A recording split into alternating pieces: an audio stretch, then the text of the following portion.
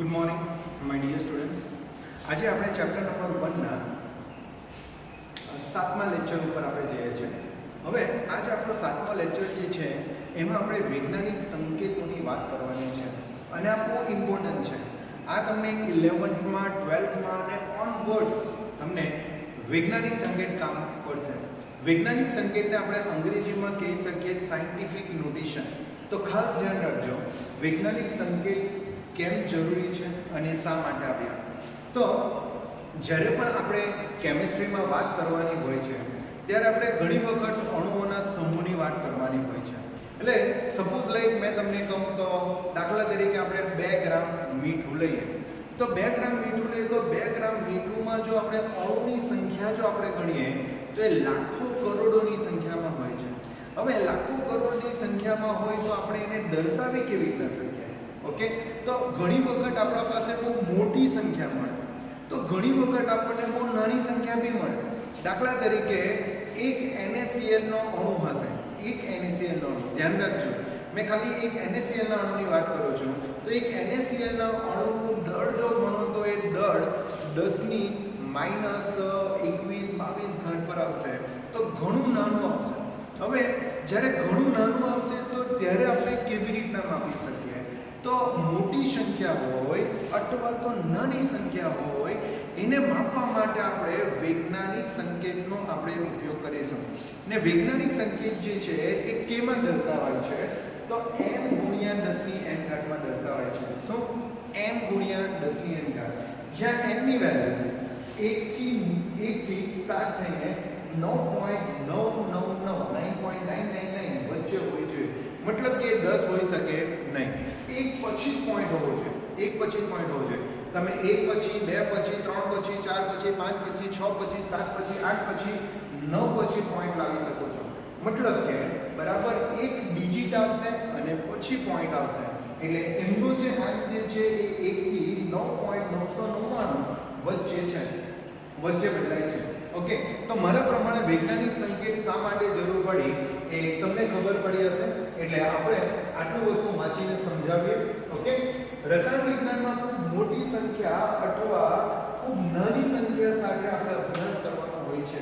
Okay, તો તેથી તેમાં આવતી સમસ્યાને નિરાકરણ કરવા માટે વૈજ્ઞાનિકે સંકેત પદ્ધતિ વિકસાવી. વૈજ્ઞાનિકે શું કર્યું?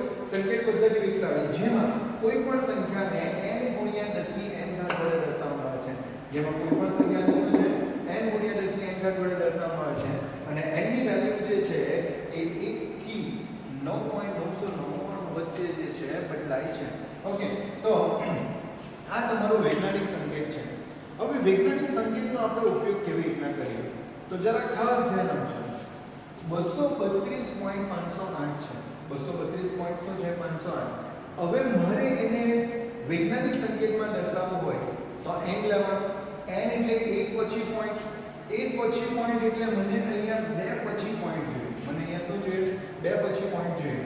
એટલે કે મને 2.32.508 દર્શાવવાના છે. હવે સમજી શકો અહીંયા પોઈન્ટ છે અને મારે લાવવાનો છે 2.32. તો મારે ડાબી બાજુ 2 વખત ખસવાનું છે. મારે ડાબી બાજુ કેટલી વખત ખસવાનું છે? 2 વખત ખસવાનું છે. ઓકે, આ 1 અને આ 2. હવે મારે 2 વખત ખસવાનું હોય તો 10 ની ધ્યાન રાખજો +2 ઘાત હશે. 10 ની કેટલી ઘાત હશે? +2 ઘાત હશે. જો તમે ડાબી બાજુ ખસશો એટલી 10 ની ઘાત મળશે. તમે ડાબી બાજુ 2 ઘાત ખસ્યા એટલે 2 વખત ખસ્યા તો 10 ની ઘાત કેટલી થઈ ગઈ? +2. પણ એમ સમજી લેવું કે જો તમે જમણી બાજુ ખસેલા હોતે તો પ્લસની જગ્યાએ આવતે માઈનસ. પ્લસની જગ્યાએ શું આવતે? માઈનસ. તો જરા ધ્યાન રાખજો ડાબી બાજુ આપણે ખસીએ તો 10 ની જેટલી પણ હશે, જેટલી વખત ખસે હશે એટલી તમારી ઘાત આવશે. એ જ રીતે 0.4x016 છે. હવે મારે આને લાવવું હોય તો મારે 1.6 લાવવું છે. મારે કેટલું લાવવાનું? 1.6. એક પછી પોઈન્ટ જોઈએ. હવે એક પછી પોઈન્ટ માટે મારે જમણી બાજુ ખસવા પડશે. જમણી બાજુ કેટલું ખસવું પડે? 1 2 3 4 ને 5. જો જમણી બાજુ ખસવાનું હોય તો તે માઈનસ થાય. તો 5 વખત ખસીએ છીએ એટલે 10 ની કેટલી ઘાત થાય? -5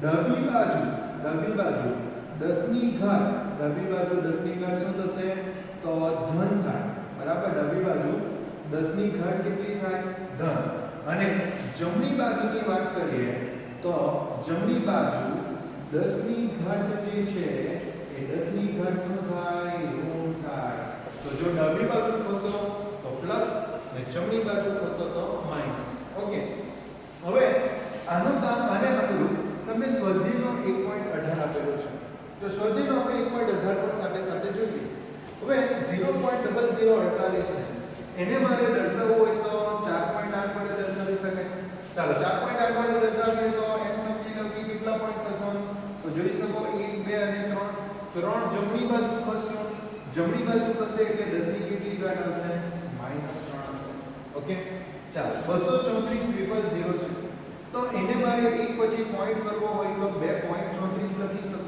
રાઈટ હવે 2.34 લખવા માટે મારે જવાનું કઈ બાજુ તો ડાબી બાજુ મારે કેટલું ખસવાનું 1 2 3 4 ને 5 જો 5 વખત ખસવાનું હોય તો 10 ની કેટલી ઘાત થાય +5 ઘાત થાય એ જ રીતે 8.008 છે એને મારે દર્શાવવું હોય તો 8.008 વડે દર્શાવી શકું 8.008 વડે દર્શાવી શકું હવે એના માટે મારે ડાબી બાજુ 3 વખત ખસવાનું 1 2 અને 3 અને 3 વખત ખસવાનું એટલે 10 ની કેટલી ઘાત થશે +3 ઘાત થશે તો ડાબી બાજુ ખસવાનું હોય તો પ્લસ ને જમણી બાજુ ખસવાનું હોય તો માઈનસ ચાલો 500 છે જેને મારે 5.0 લખવાના છે તો એના માટે મારે ડાબી બાજુ કેટલું ખસવાનું તો ડાબી બાજુ ખસવાનું 2 વખત જો 2 વખત ખસવાનું હોય તો 10 ની કેટલી ઘાત થશે +2 ઘાત થશે હવે અહીંયા જો આપણે જોઈએ તો 6.0012 છે એટલે એક પછી પોઈન્ટ છે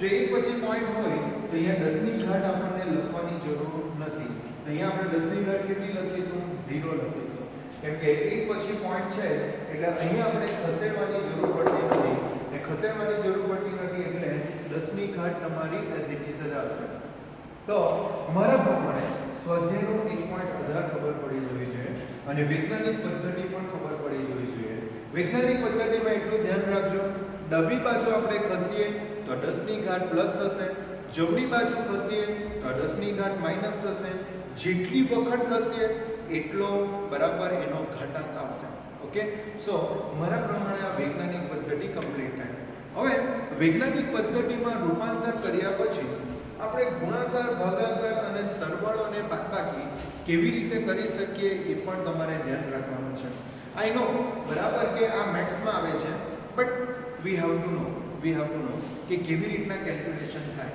ઓકે ખાસ કરીને બાયોલોજીવાળા જેમને આ વસ્તુ ન ખબર છે ઓકે એટલે બાયોલોજીવાળા જરા ખાસ ધ્યાન આપજો જો પહેલો મેં ગુણાકાર અહીંયા બતાવેલો છે 5.6 ગુણ્યા 10 ની 5 ઘાત ગુણ્યા 6.9 ગુણ્યા 10 ની 8 ઘાત બરાબર તો આનો ગુણાકાર કેવી રીતના કરવાનો તો કેલ્સીમાં લઈને ધ્યાન રાખજો પહેલા તમારે કેલ્સી લેવાનો છે હાથમાં કેલ્સી લઈને તમારે 5.6 ગુણ્યા તમારે 6.9 કરવાનું છે કેલ્સીમાં લઈને શું કરવાનું છે 5.6 ગુણ્યા શું કરવાનું છે 6.9 જો 5.6 ગુણ્યા 6.9 કરશો તો આપણો આન્સર આવશે 68.64 કેટલો આવશે 68.64 હવે 10 ની ઘાતનું આપણે શું કરવાનું તો ધ્યાન રાખજો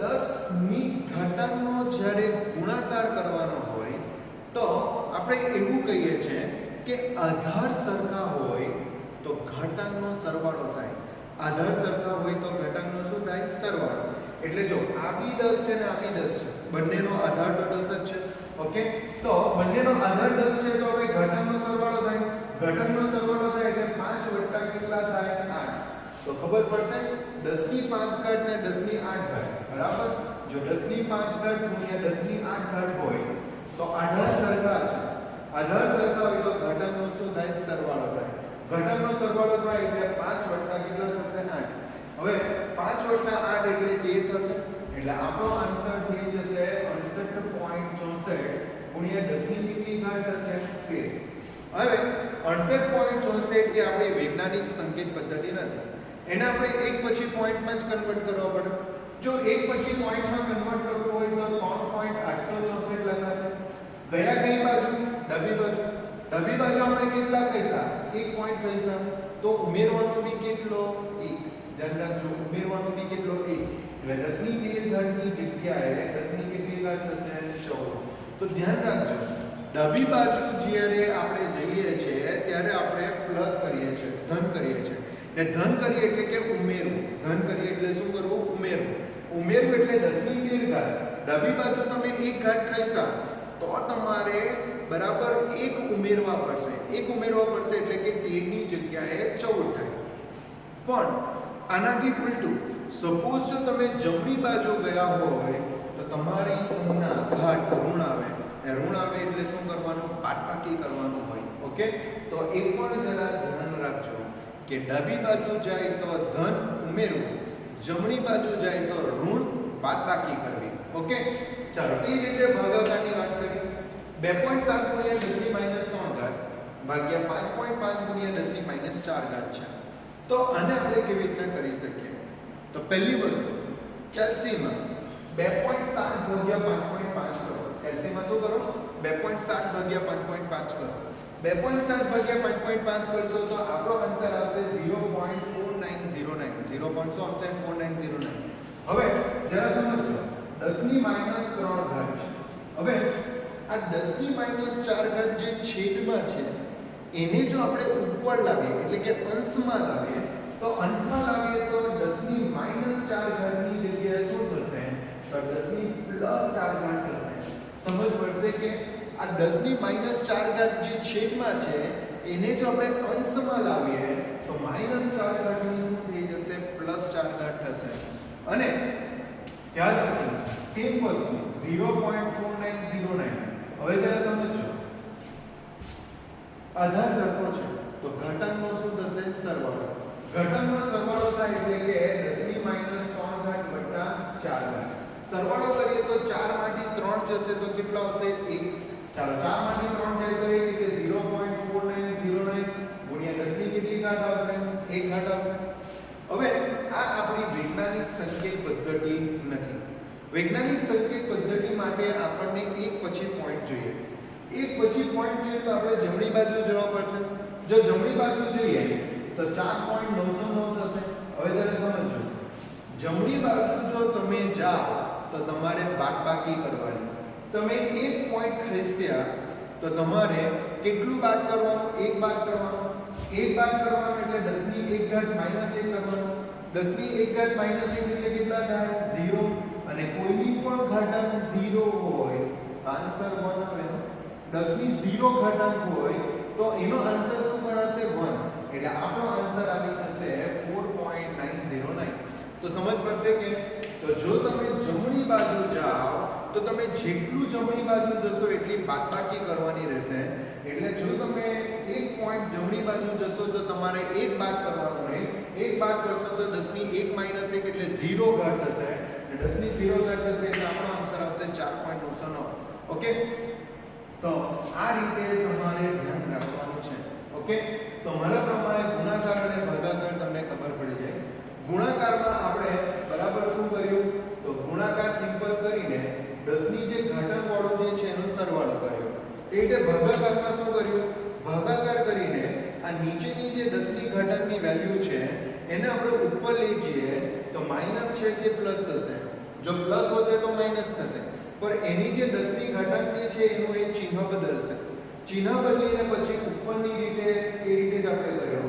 કે આધાર સીમ છે એટલે ઘાતાંકનો સરવાળો કર્યો ઘાતાંકનો સરવાળો કરી એટલે -3 + 4 કરીએ એટલે આપણો આન્સર કેટલો આવશે 1 બરાબર 10 ની ઘાતાંક કેટલી આવશે 1 અને વૈજ્ઞાનિક સંકેતમાં આપણે રૂપાંતરણ કરીએ તો આપણે એક પોઈન્ટ શું જઈએ છે જમણી બાજુ જઈએ છે તો આપણે એટલું બાદ કરવા પડે એટલે 1 માંથી 1 જશે તો 0 થશે અને 10 ની 0 ઘાત એટલે આન્સર 1 આવશે તો આપણો આન્સર કેટલો છે 4.909 ચાલો હવે નાવ નેક્સ્ટ આપણે સરવાળા અને બાદબાકી પર જવાનું છે હવે સરવાળો અને બાદબાકી પહેલી વસ્તુ ધ્યાન રાખજો કે તમે એક જ સ્ટેપમાં કરી શકશો નહીં જ્યારે 10 ની ઘાતાંક બંનેની સરખી હશે ને ત્યારે જ તમે સરવાળો કરી શકો કે ત્યારે જ તમે બાદબાકી કરી શકો છો 10 ની 4 ઘાત અને 10 ની 3 ઘાત હોય મતલબ કે અહીંયા તમે 10 ની 4 ઘાત જો અને અહીંયા તમે 10 ની 3 કરજો તો કોઈ પણ દિવસ તમે આનો સરવાળો કરી શકશો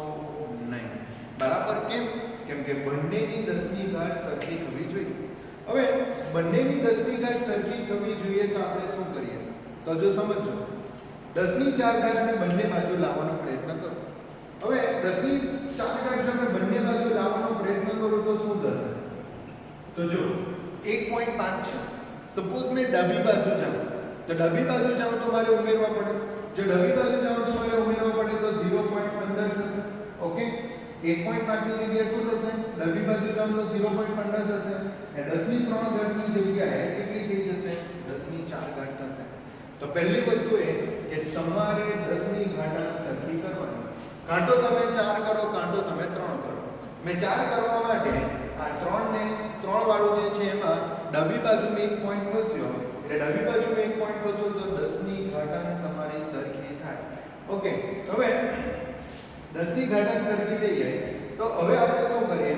તો હવે આપણે જ્યારે સરવાળો કરવાનો હોય ત્યારે 10 ની 4 ઘાત આપણે કોમન કાઢી નાખીશું. બરાબર? અને સરવાળો કોનો કરીશું? 6.65 વત્તા 0.15. બરાબર? એટલે આની જો ગણતરી આપણે કરીએ તો 6.65 વત્તા 0.15 ગુણ્યા 10 ની 4 ઘાત. 6.65 વત્તા 0.15 કરીએ તો આપણને 6 પોઈન્ટ કેટલા મળશે? 80. 6.80 ગુણ્યા 10 ની કેટલી ઘાત થશે? 4 ઘાત થશે. તો 6.80 into 10⁴. આ રીતે આપણે સરવાળો કરી શકીએ. ચાલો, એ રીતે હવે બરાબર બાદબાકીની પણ વાત કરીશું. ઓકે, બાદબાકી કરતા પહેલા પણ ધ્યાન રાખવાનું કે તમારો ઘાતાંક સરખો હોવો જોઈએ. હવે તમારો ઘાતાંક સરખો હોવો જોઈએ એટલે 2.5 ગુણ્યા 10 ની -2 ઘાત છે. ને આ બાજુ 10 ની -3 ઘાત છે. એનો મતલબ કે તમે બાદબાકી કરી શકવાના નથી. હવે બાદબાકી જો તમારે કરવું હોય તો બંનેનો તમારે ઘાતાંક સરખો લાવવો પડે. બંનેનો ઘાતાંક તમારે સરખો લાવવાનો હોય તો આપણે શું કરીએ? તો આ જે 4.8 છે એને જો આપણે ડાબી બાજુ લઈએ તો આપણે એક એડ કરવો પડે. એક શું કરવો પડે? એડ કરવો પડે. મતલબ કે મેં બંનેની 10 ની -2 ઘાત લાવવાનો પ્રયત્ન કરવાનો છું. 10 ની કેટલી? -2 ઘાત. -2 ઘાત લાવવો હોય તો -3 માંથી -2 કેવી રીતના થાય? તો મેં આ પદમાંથી એક પોઈન્ટને ડાબી બાજુ લઈ જાઉં. જો ડાબી બાજુ લઈ જાઉં તો મારે ઉમેરવાનું, એટલે -3 વત્તા 1 કરવાનું. -3 વત્તા 1 કેટલા થશે? -2. એટલે જો મેં ડાબી બાજુ એક પોઈન્ટ ખસેડીને 0.48 લખું તો 0.48 લખું તો -3 ની જગ્યાએ મારી ઘાતાંક કેટલી થઈ જશે? -2 થશે. હવે 2.5 માંથી મારે 0.48 બાદ કરવાનો છે. જો 2.5 માંથી 0.48 બાદ કરું તો મારો આન્સર આવશે એટલે અહીંયા 2.5 -0.248 કરું અને 10 ની -2 ઘાત મેં કોમન કાઢો. 10 ની -2 ઘાત બંનેમાં છે એટલે મેં એને કોમન કાઢી નાખી તો 2.5 -0.48 થશે. 2.5 -0.48 કરું તો મારો આન્સર આવશે 2.02 ગુણ્યા 10 ની કેટલી ઘાત આવશે? -2 ઘાત આવશે. એટલે બાદબાકી કરતા આપણો આન્સર આવશે 2.02 ગુણ્યા 10 ની -2 ઘાત. ઓકે, તો આ રીતે આપણે શું કરી શકીએ? બાદબાકી કરી શકીએ છીએ. મારા પ્રમાણે જ્યારે પહેલી વખત તમે દાખલા ગણશો ત્યારે લોટ ઓફ મિસ્ટેક થશે જ. બરાબર? લોટ ઓફ મિસ્ટેક થશે. ઓકે, અને આ જે ક્વેરી જે છે એ તમારે ફોન કરીને મને બરાબર ક્યોર કરવા જ પડશે. ઓકે, જો તમે લોઅર સ્ટાન્ડર્ડમાં આ જો વ્યવસ્થિત કરેલી હશે તો કોઈ પ્રોબ્લેમ આવશે નહીં. પણ જો પ્રોબ્લેમ અરાઇઝ થતો હોય તો તમારે ફોન કરીને આ ક્વેરી સોલ્વ કરવાની રહેશે જ. કેમ કે આ ઇન ફ્યુચર 12માં પણ આવશે, બરાબર, કોલેજમાં બી આવશે ને આવા ટાઈપની કેલ્ક્યુલેશન નહીં આવે બરાબર તો થોડું સેમફુલનેસ પણ ક્રિએટ થશે. ઓકે, સો આવું ન થાય એના માટે જો કશે પ્રોબ્લેમ અરાઇઝ થાય તો પ્લીઝ મને બરાબર ફોન કરીને ઇન્ફોર્મ કરજો. Okay, I hope you can understand this video. Thank you very much. By.